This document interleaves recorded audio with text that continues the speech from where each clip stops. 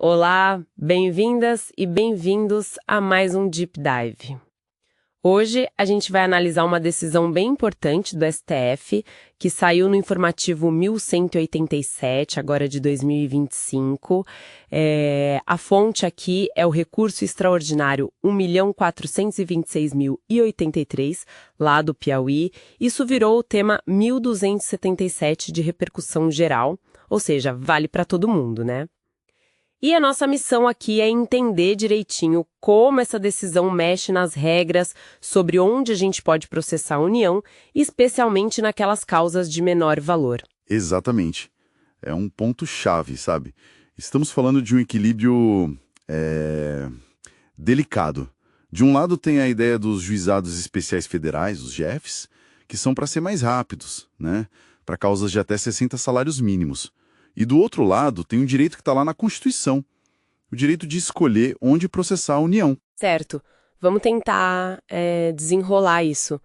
A Lei 10.259, de 2001, que criou os JEFs, ela fala lá no artigo 3º, parágrafo 3º, que se tiver um JEF na cidade, na seção judiciária, a competência dele é absoluta para essas causas menores federais.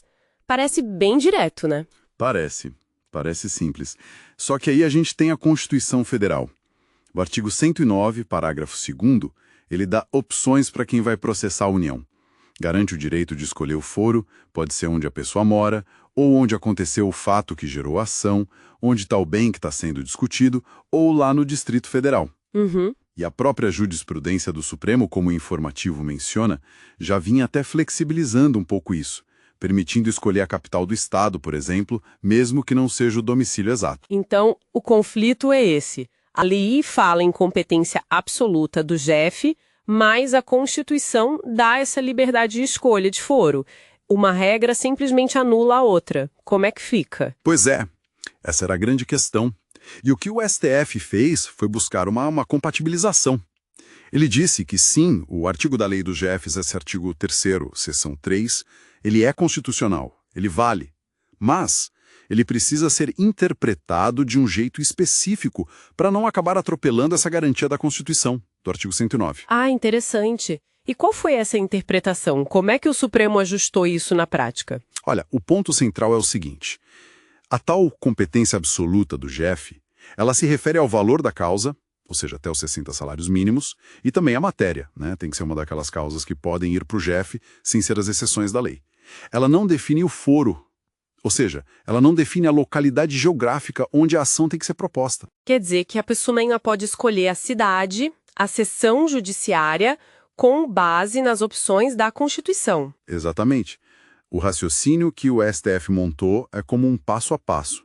Primeiro, a pessoa escolhe um dos foros que a Constituição permite lá no 109, parágrafo 2º. O seu domicílio, a capital, o local do fato, o DF. Tá. Aí, segundo passo, verifica se nesse lugar escolhido existe um juizado especial federal instalado.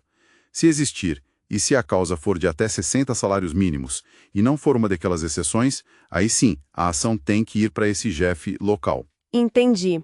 Então a escolha do foro, que a Constituição garante, vem antes. A lei do JEF só entra depois para dizer se naquele lugar escolhido a causa vai para o juizado especial ou para a vara comum federal, dependendo do valor. Isso, perfeito. A escolha inicial do foro, garantida constitucionalmente, fica preservada. A lei do JEF define o tipo de juízo dentro daquele foro escolhido. Faz sentido. E o que isso representa num quadro maior? Qual a mensagem do STF com essa decisão, na sua opinião? Olha, eu acho que, conectando os pontos, a decisão reforça um princípio bem importante. As normas de processo, mesmo quando elas querem ser mais eficientes, mais rápidas, como é o caso da lei dos JEFs, elas não podem simplesmente apagar garantias que estão na Constituição, ainda mais garantias fundamentais como essa de escolher o foro contra a União. Essa escolha existe para facilitar a vida do cidadão, né? Para ele poder acessar a justiça contra um ente poderoso como a União. Sim, claro. Na prática, isso evita aquela situação de alguém ter que, sei lá, viajar centenas de quilômetros para poder processar a União num lugar que não tem nada a ver com as opções da Constituição só porque a causa é de valor baixo. Mantém a conveniência, o acesso mais fácil. Justamente. O STF está dizendo que a eficiência é importante, a celeridade também, mas elas têm um limite. E o limite são os direitos fundamentais que a Constituição protege. A finalidade da norma constitucional nesse caso foi resguardada. Fica bem claro, então, o limite. A competência do JEF é absoluta pelo valor, sim, mas não pelo território, quando o réu é a União Federal. O valor define se vai para o JEF, caso exista um naquele local, escolhido pela pessoa. Mas é a Constituição que ainda diz onde esse local pode ser. Perfeito. E isso, claro, abre uma porta para a gente pensar um pouco mais, né?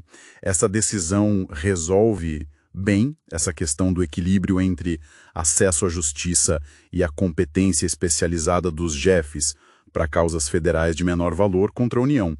Mas assim, como será que esse princípio, essa ideia de que as garantias constitucionais de acesso prevalecem sobre regras de competência mais processuais, como isso poderia se aplicar ou talvez ser diferente em outras áreas, sei lá, nos juizados especiais estaduais ou em ações cíveis comuns que não envolvam o governo federal? Fica aí uma reflexão, né?